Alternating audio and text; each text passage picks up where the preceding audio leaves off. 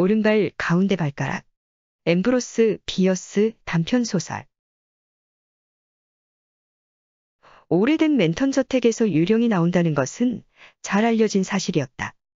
근처의 시골 마을 지역 전체에, 그리고 1km 떨어진 마샬시에 사는 사람들 중 제정신을 가진 사람이라면 그 사실에 대해서 한정 의혹도 갖지 않았다. 오직 제정신을 가지지 못한 사람들만이 그 사실에 대해서 의혹을 품었고, 그들은 멍청이라고 불리웠다. 그 저택에서 유령이 나타난다는 것에는 두 가지 종류의 증거가 있었다. 직접 유령을 목격한 사람들이 사심없이 증언을 한 것과 저택 그 자체가 증거였다. 만약 목격자들의 증언만 존재했다면 똑똑한 사람들이 여러 가지 이의와 의혹을 제기하고 그들은 다양한 근거를 내세우기도 했을 것이었다.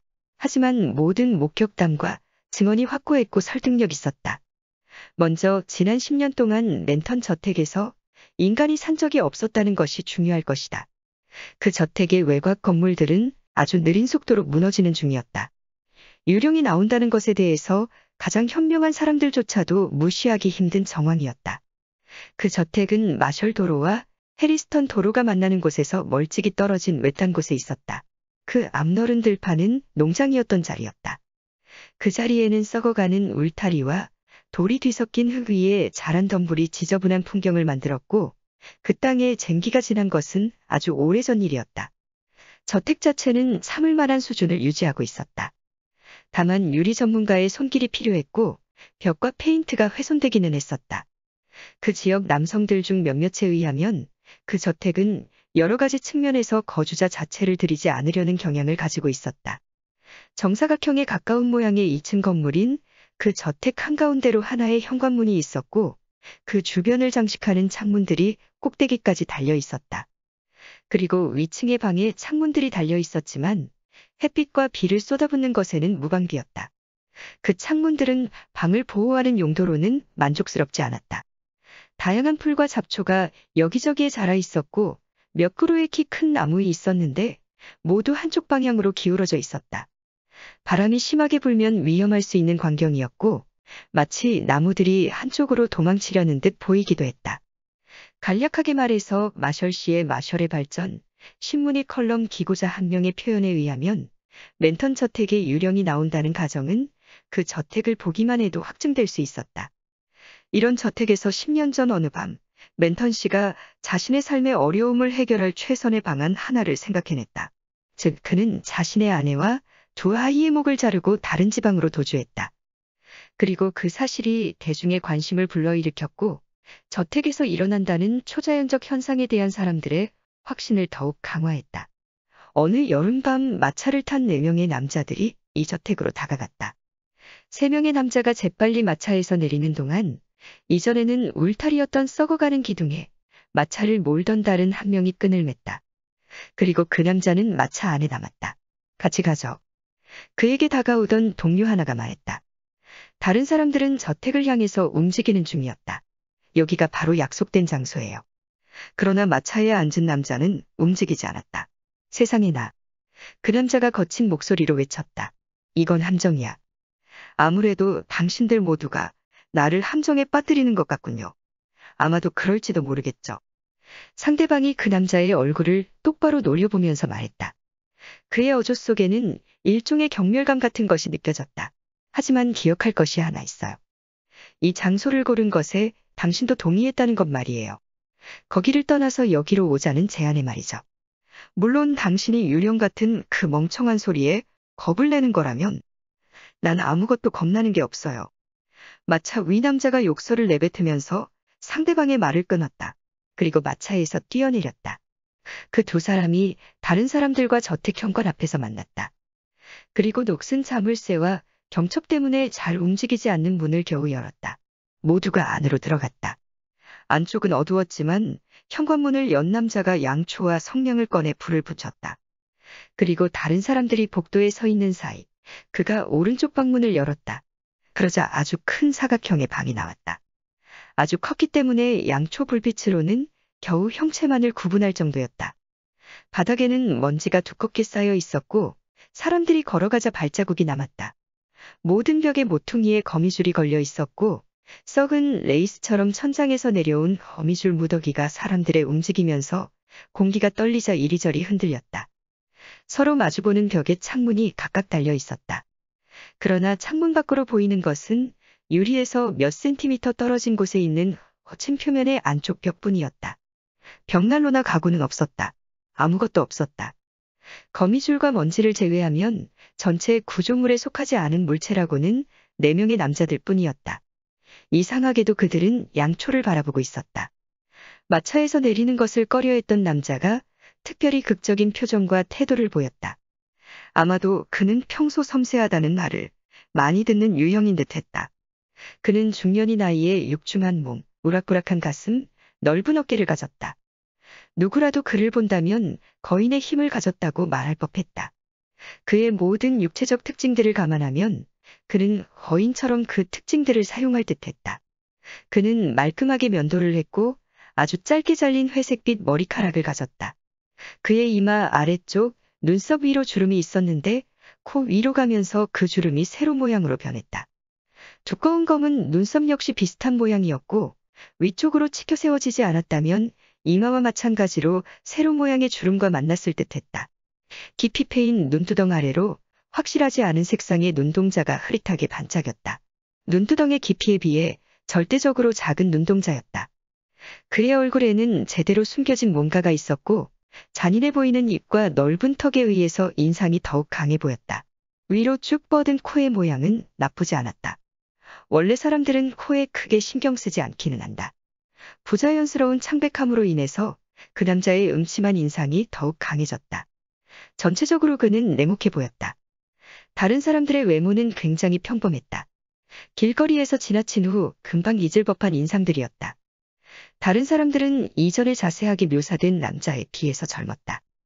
젊은 사람들이 한 곳에 몰려 있었고 가장 나이 들어 보이는 남자만 따로 서 있었다. 사람들은 서로를 마주보는 것을 피하는 듯 보였다. 여러분, 양초와 열쇠를 든 남자가 말했다. 내 생각에는 모두 괜찮은 것 같군요. 준비가 됐나요, 로서 씨? 젊은 남자들 중 한 남자가 허리를 숙이고 미소를 지었다. 당신은요, 그로스미스 씨? 육중한 몸의 남자가 고개를 숙이고 눈썹을 찌푸렸다. 아마도 외투를 벗으면 기분이 훨씬 나아질 겁니다. 바로 사람들이 모자와 외투, 상의에 넥타이 등을 벗어서 문 밖으로 던졌다. 복도에 옷가지가 흩어졌다.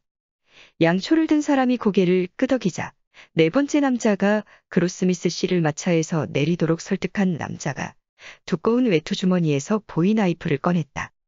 사람을 죽일 수 있을 듯 보이는 나이프 2쌍이 가죽 칼집에서 빠져나왔다. 정확하게 동일한 칼입니다.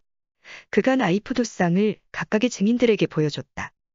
이쯤 되면 가장 둔한 사람이라도 그 모임의 본질을 깨달을 수 있었다.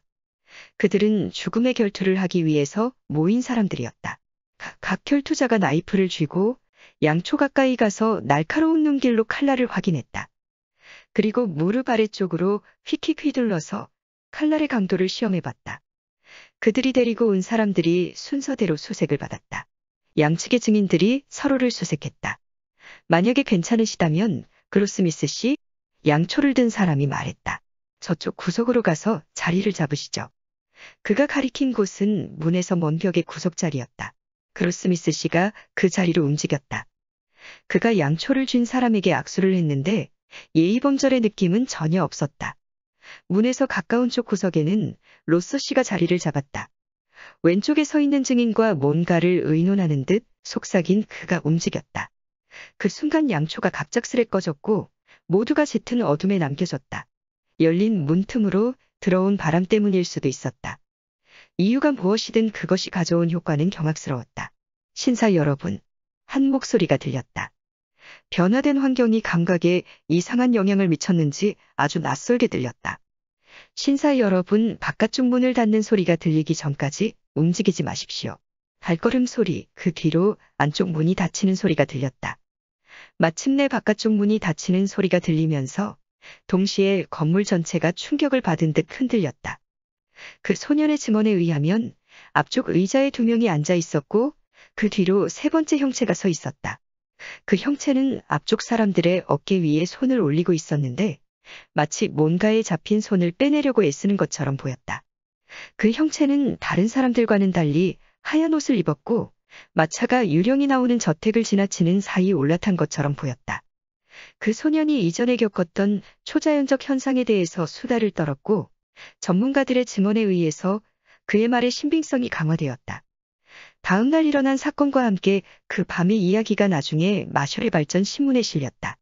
약간의 문학적 기교와 암시적인 결론 부분이 더해진 후 소년이 봤던 남자들은 자신들의 그날 밤 겪은 모험에 대해서 신문에 직접 발표할 기회를 가지게 되었다. 하지만 그들이 정확히 누구인지에 대한 언급은 없었다. 이 어둠 속 결투로 귀결된 사건의 전말은 단순했다.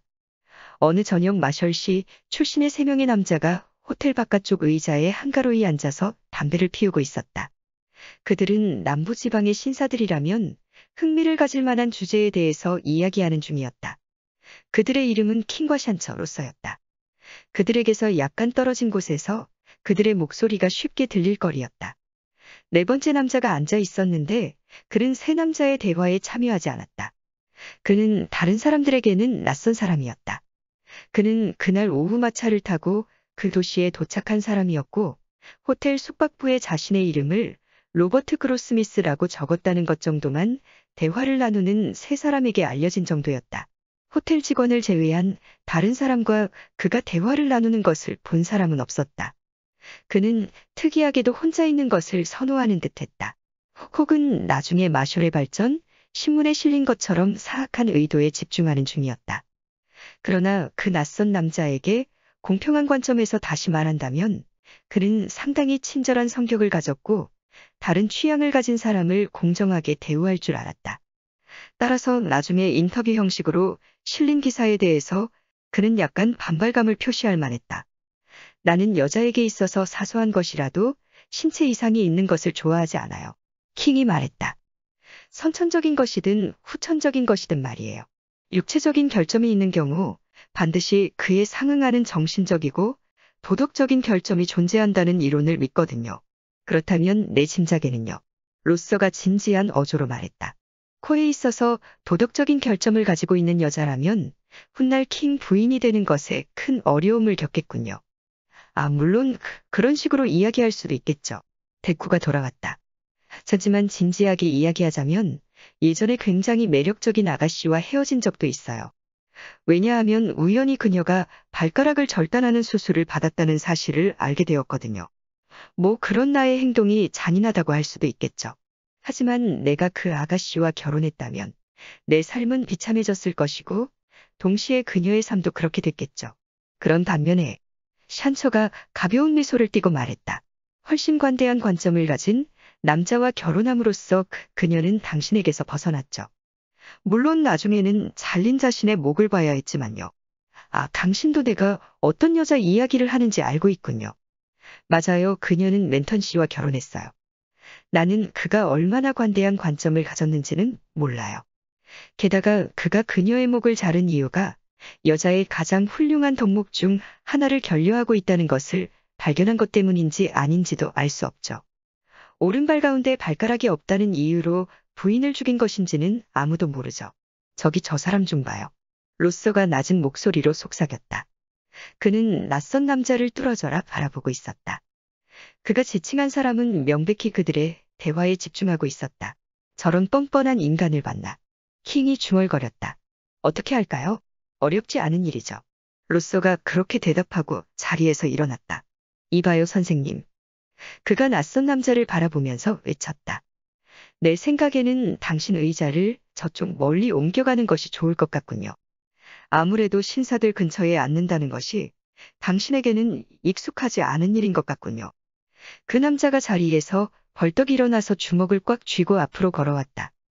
그의 얼굴이 분노로 하얗게 변해 있었다. 모두가 자리에서 일어났다. 샨처가 적대적인 사람들 사이에서 걸어 나왔다. 자네가 너무 경솔하고 옳지 못하게 행동했어. 그가 로서에게 말했다. 저 신사분은 그런 말을 정도로 나쁜 행동을 한 것은 아니었잖아. 하지만 로서는 자신의 말을 물릴 생각이 없었다. 그 당시와 그 지역의 관습에 의하면 그런 논쟁의 결과로 나올 수 있는 결론은 단 하나였다. 나는 신사들 사이에 가장 만족스러운 해결책을 요구합니다. 이제는 침착을 되찾은 낯선 남자가 말했다. 나는 이 지역에 아는 사람이 없어요. 그러니 아마도 당신이 제 증인 역할을 해줄 수 있을 것 같군요, 선생님. 그가 샨처에게 고개를 숙였다. 이 사안에 있어서 제 입장을 대변해 주시는 친절을 베풀어 주실 수 있을까요? 샨처는 그 요청을 수락했다. 어떤 점에서는 마지못한 태도였는데 그 신사의 태도나 외모 등이 그의 마음에 썩 만족스러운 것은 아니었기 때문이었다. 회담 중 낯선 남자의 얼굴에서 한 번도 시선을 떼지 않고 있던 킹은 로서의 증인 역할을 해주겠다는 의사를 고개를 끄덕여 표시했다. 그리고 양측 증인의 대화 이후 도출된 결론은 다음날 저녁 모임이 이루어져야 한다는 것이었다. 그 모임의 본질이 그 자리에서 이미 결론 지어졌다. 남서부 지역의 삶의 양식을 대변하는 어두운 방 안에서 나이프를 이용한 결투로 규정되었다. 물론 그 방이 다시 활기를 되찾을 일은 없겠지만 기사도라는 이름의 거칠애가 얼마나 피상적인지에 대해서는 이런 만남이 결투로 귀결되는 것을 보면 명확할 것이다. 한여름의 정오의 햇빛 속 오래된 랜턴 저택이라는 장소는 그런 전통에 어울리는 곳이라고 보기는 힘들었다. 너무나도 세속적이고 평범한 장소였다. 저택의 악명을 무시한 태양의 햇살이 그곳을 따뜻하고 정열적으로 데웠다. 저택의 앞쪽 공터를 뒤덮고 있는 푸른 풀들은 난잡하게가 아니라 자연스럽고 풍성하게 자라난 것 같았다. 그리고 잡초에서 핀 꽃들이 제대로 관리된 정원의 화초들처럼 보였다. 매력적인 햇빛과 그림자가 드리웠고 즐거운 소리로 노래하는 새들이 붐볐으며 방치된 키 큰 나무들은 이제 더 이상 도망치려는 듯 보이지 않고 태양과 노래의 무게 아래 공손히 복종하는 듯 보였다. 유리창이 깨진 위층 창문들마저 평화와 만족의 상징처럼 보였다. 안쪽을 가득 채운 풍성한 빛 때문이었다. 돌이 듬성듬성 박힌 들판 위로 아지랑이가 피어오르며 춤췄다.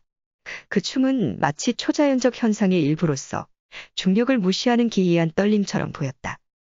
바로 그 광경이 저택을 조사하기 위해서 마셜 시로부터 나온 아담스 보안관과 다른 두 사람 눈앞에 펼쳐졌다. 그들 중 한 명이 부보안관인 킹 씨였고 다른 사람은 브루어라는 사람으로 죽은 랜턴 부인의 오빠였다. 그 주의 자선법에 의하면 일정한 기간 이상 소유주가 유기했고 그 소유주의 행방이 불명확한 경우 그 부동산과 부속 건물들의 법적인 소유권은 보안관에게로 귀속되었다. 따라서 랜턴 농장과 부속 건물의 법적 소유주는 이제 아담스 보안관이었다. 그러나 이번 방문은 법원의 명령에 의한 것이었다. 브루어는 죽은 누이의 형제로서 랜턴 저택에 대한 소유권을 이전받으려는 재판을 진행 중이었고 법원은 그 재판과 관련되어 보안관을 파견한 것이었다. 그리고 순전히 우연히도 그 조사는 킹 부보안관이 전혀 다른 목적으로 현관문을 열고 사람들을 들려보낸 바로 다음 날 이뤄졌다. 이날 정오 킹 부보안관이 그 저택에 오게 된 것은 자신의 결정이 아니었다. 그는 단순히 상관을 수행하라는 지시를 받은 것이었고 그 지시에 민첩하게 따르는 것 말고 더 적절한 행동을 생각할 수는 없었다. 무심하게 현관문을 연 보안관은 먼저 문이 잠겨있지 않다는 것에 놀랐고 문에서 이어진 복도 안쪽 바닥에 남자용 겉옷이 흐트러져 있다는 것에 다시 놀랐다. 무질서하게 널브러져 있는 옷가지들을 살펴본 결과 2개의 모자와 2개의 외투, 상의 목도리라는 것이 판명되었다. 그 옷가지들은 상당히 좋은 상태를 유지하고 있었지만 바닥에 쌓인 먼지에 조금 더러워진 상태였다. 브루어 씨 역시 상당히 놀란 상태였고 킹 씨의 감정이 어땠는지는 공식적인 기록에 적혀 있지 않았다. 자신의 행동이 불러온 결과에 새로운 흥미와 호기심을 가지게 된 보안관은 오른쪽에 있는 문을 열었다. 그리고 3명이 안으로 들어갔다. 그 방은 확실히 빈 방이었다. 아니, 그들의 눈이 흐릿한 빛에 적응해갈 무렵 벽쪽 한 구석에서 뭔가의 형체가 눈에 띄었다. 그것은 사람의 형체였다. 한 남자가 구석에 엎으려 있었다. 그 형체 속 무언가가 이미 문지방을 넘은 사람들을 멈추게 만들었다.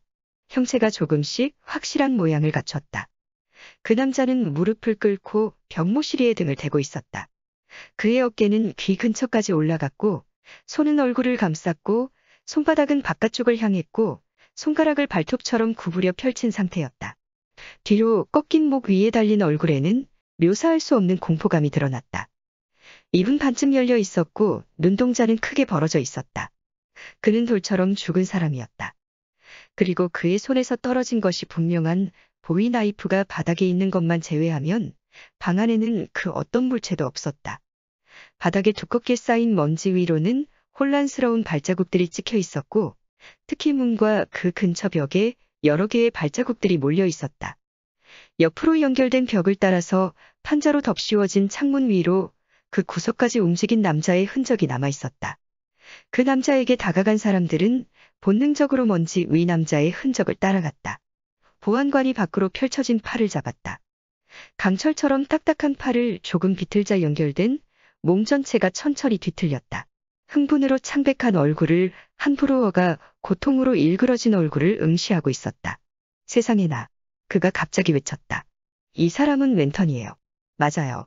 킹이 대답했다. 침착을 되찾으려 애쓰는 모습이 너무나도 역력했다. 나는 멘턴을 알죠. 그는 한때 수염과 머리카락을 길렀었죠. 하지만 이 사람은 멘턴이 맞아요. 그리고 아마도 그는 이런 말을 덧붙였을 수도 있었을 것이었다. 그가 로서에게 결투를 신청했을 때 나는 그를 알아봤죠. 그리고 그에게 끔찍한 속임수를 쓰기로 결정하기 전에 나는 그가 누구인지 로서와 샨처에게 말했어요. 양초가 꺼지고 로서가 우리를 따라서 이 방에서 쫓아나왔을 때 아마도 그는 흥분해서 자신의 겉옷을 챙기는 것을 잊었던 것 같아요. 그래서 그는 흰 셔츠 한 장만 걸치고 우리와 마차를 타고 도망쳤어요.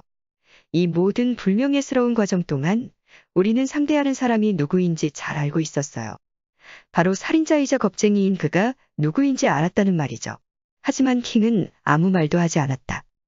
정오의 태양빛 아래에서 그는 그 남자의 죽음과 관련된 수수께끼를 풀려고 노력하는 듯 보였다. 우선 멘턴은 자신이 결투 직전 자리를 잡았던 벽 안쪽 구석에서 한 발짝도 움직이지 않은 듯했다. 그리고 그의 자세는 공격이나 방어를 위한 것이 아니었다. 게다가 그는 자신의 무기를 떨어뜨렸다. 그는 단순히 자신이 본 어떤 공포스러운 것에 놀라서 죽은 것이었다. 그러나 킹 씨의 혼란스러워진 머리는 이런 사실을 제대로 이해하지 못했다. 의혹의 미로 속 어둠에 쌓인 단순한 두뇌의 혼란 속에서 그는 단순하게 시선을 아래로 내렸다. 중요한 문제에 맞부딪힌 사람들이 언제나 그러하듯 그때 바닥에 놓인 무언가가 그의 눈을 사로잡았고 정오의 태양빛과 곁에 있는 동료들이 있음에도 불구하고 그가 두려움에 사로잡혔다. 몇 년 동안 쌓인 먼지 위로 새 쌍의 발자국이 찍혀 있던 것이다. 그들이 들어온 문에서부터 엎드린 멘턴의 시체가 있는 곳까지 일직선으로 찍힌 발자국들이었다. 그 발자국들은 모두 벌거벗은 발이 희미하게 남긴 흔적이었다. 두 쌍의 발자국들은 어린아이들의 것이었고 한 쌍은 여자의 것이었다. 발자국이 끝난 곳에서 되돌아간 자국은 없었다. 그 발자국들은 모두 한 방향으로만 찍혀 있었다. 브루어가 동시에 그 발자국의 존재를 알아차렸고 골똘한 표정으로 그것들을 살폈다. 그리고 잠시 후 그의 얼굴이 납처럼 창백해졌다. 이것 좀 봐요. 그가 여자의 오른발의 자국이 찍힌 곳을 가리키며 외쳤다. 멘털의 시체 바로 앞으로 그녀의 발자국이 갑자기 멈춘 흔적이 있었다. 가운데 발가락이 없어요. 이건 거트루드의 발자국이에요. 거트루드는 죽은 멘턴의 부인이자 브루어의 여동생의 이름이었다. 오른발 가운데 발가락. 엠브로스 비어스 지음. 위즈덤 커넥트 편엠.